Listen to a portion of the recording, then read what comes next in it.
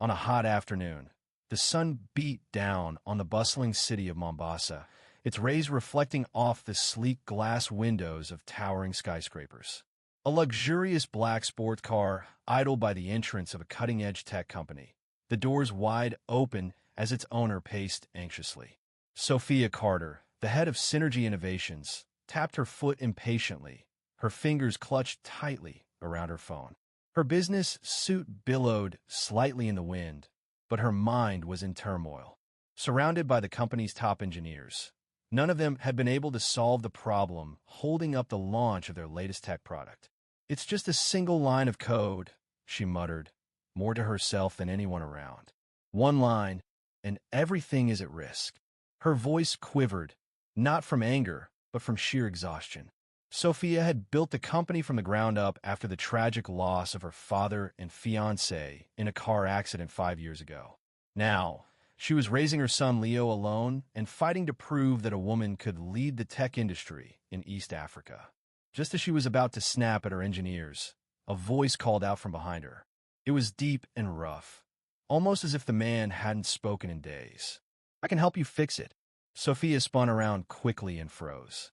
A man stood before her, tall and rugged, with a wild look about him. His beard was unkempt, tinged with streaks of gray, and his clothes were worn and dusty. His eyes, however, were sharp, filled with focus and intelligence. "Should we call security?" one of the engineers asked, but Sophia raised a hand, stopping them. "No," she said, her gaze fixed on the man. "What did you just say?" "I can help you debug your code," the man repeated, standing firm. One of the younger engineers snickered, nervously shaking his head. "No offense, but even our best couldn't figure it out," he said.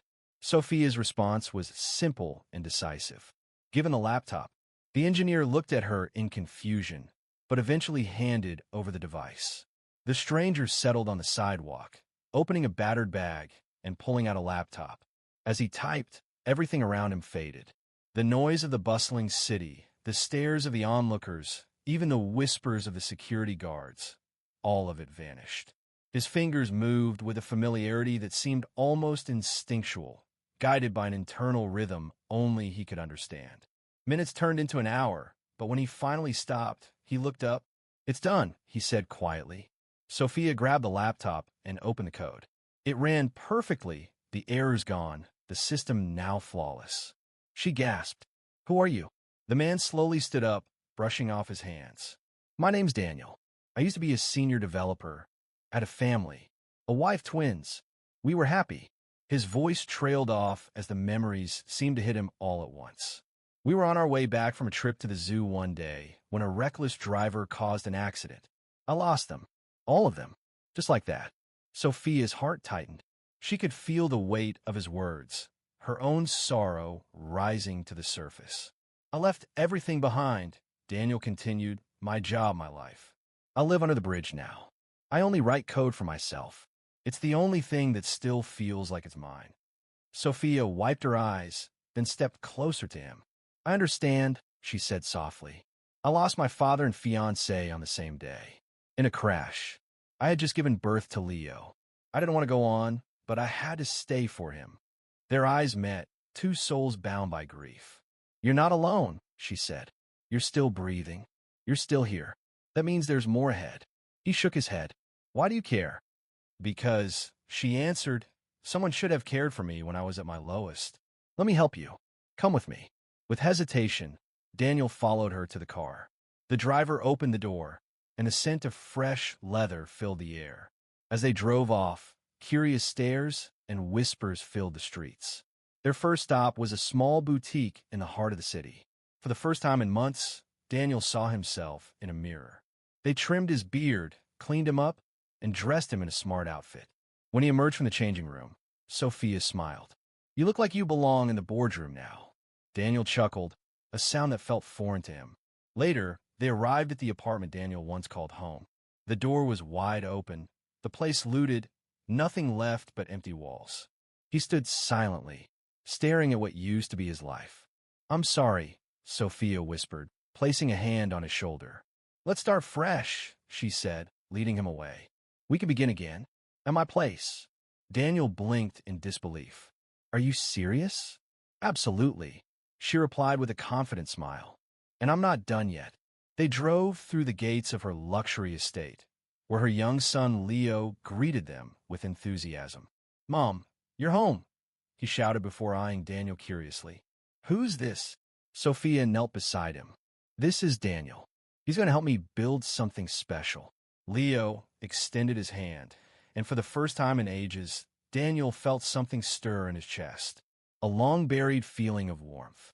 As they entered the house, a shadow lingered across the street.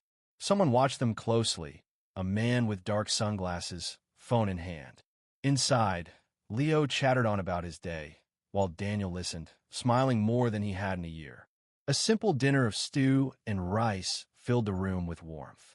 As they sat at the table, Sophia spoke with pride. Daniel, you're going to help us make the impossible happen. As the evening wore on, Daniel couldn't help but wonder if his life had truly changed. He looked over at Sophia, feeling an unfamiliar sense of peace settle in his heart.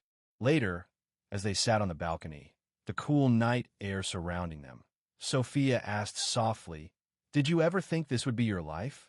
Daniel shook his head. I thought I would just fade away. But you didn't, Sophia replied with quiet certainty. Their eyes met in a long, lingering gaze, and something unspoken passed between them. But before anything more could be said, Sophia's phone buzzed. She picked it up, her face going pale as she read the message. Someone was trying to sabotage everything they had worked for. Daniel could feel the weight of the situation, but he had come too far to turn back now. Together, they would find out who was behind it. As the morning sun rose over the city, they dove into the mystery, uncovering clues that pointed to someone very close to them, a mole inside the company. And the person responsible wasn't just anyone, it was someone who had been working alongside them all along. But that was just the beginning. With their trust tested and a new adversary revealed, Sophia and Daniel would fight to protect everything they had built. And maybe, just maybe, they could find a way to ensure that the past didn't define their future. As the days unfolded, Daniel found himself slowly rebuilding the pieces of his life. With Sophia's unwavering support, he rediscovered his passion for coding, not as a means of survival, but as a tool to change lives. Together, they built something far greater than a tech company.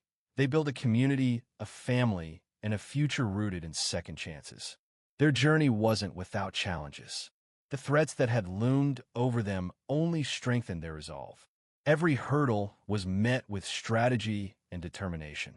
They learned to trust not just their skills, but each other.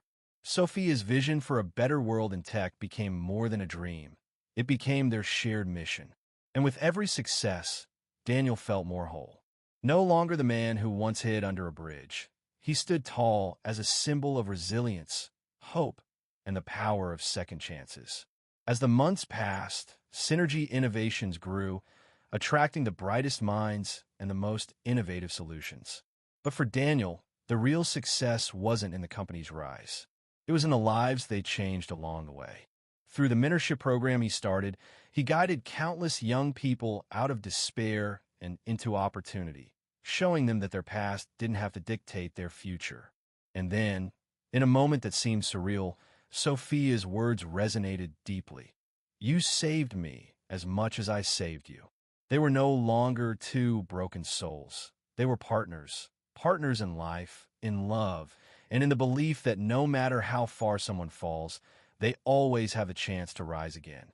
As Daniel stood next to Sophia, with their son Leo by their side, he realized the truth. Redemption wasn't just about forgiveness. It was about choosing to live, to love, and to build something better together.